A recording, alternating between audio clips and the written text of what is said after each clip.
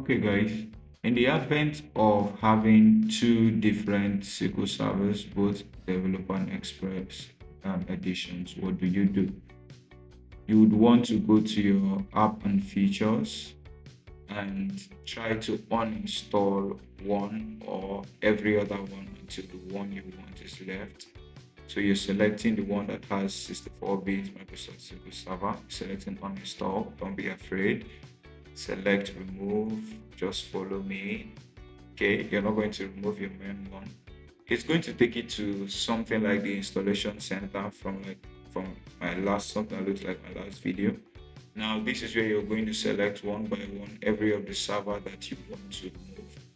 This time we want to remove our edition, Express edition, which is the SQL Express.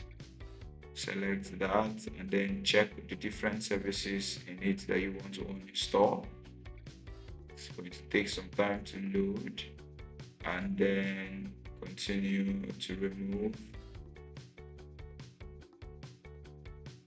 and it's going to remove. So if you don't know how we got here, you can watch my previous video that talked about installing the Express and the developer edition because of errors from import and export.